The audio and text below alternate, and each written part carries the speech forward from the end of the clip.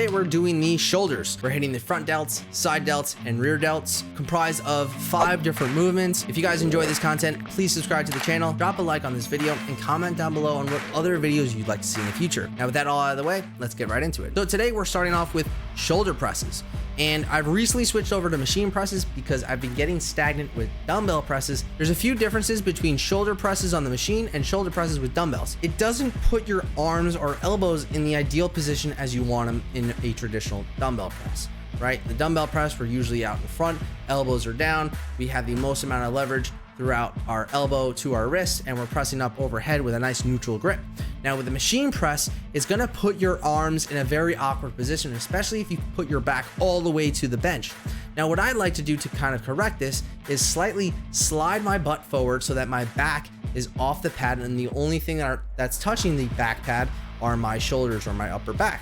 Now this is gonna allow my elbows to be stacked underneath my wrist, so I have the most amount of leverage to press the machine up. That's exactly what I do here. Now you're gonna feel the most amount of tension, especially with these machines. The resistance profile is great, and you'll probably feel that it's a little bit heavier at the top. Today, we're doing 4 sets of 8 to 12, increasing weight. I'm not going super crazy with weight here today, but we are increasing weight, and I did get to something a little bit heavy, but I know next week I'll get to something a little bit heavier. I think I wound it up with like 8 or 9 reps at a decent amount of weight. Now, after the machine shoulder press, we move on to dumbbell Y-raises, and we wanna do these chest supported because a lot of the weight is gonna pull us forward.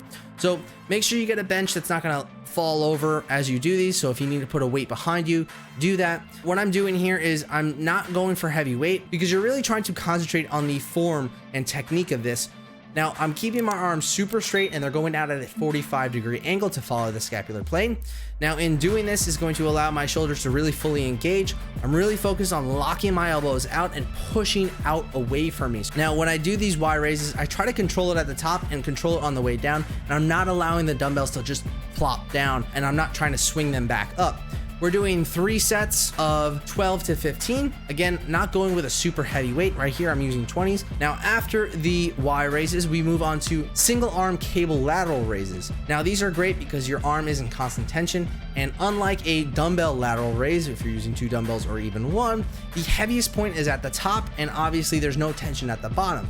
What I like about the cable is that the tension is throughout the entire movement. It's still at the bottom.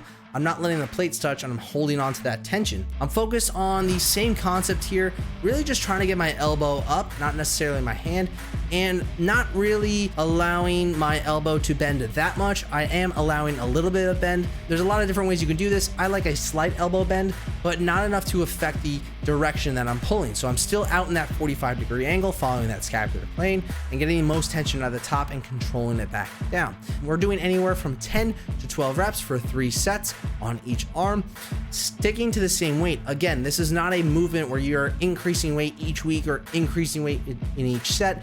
Now, after we hit our front delts and our side delts, we got to hit the rear delts, and we're going to go back to something heavy and something a little more fun, T-bar rows. Now, what I like about the T-bar rows is it uses your whole back musculature.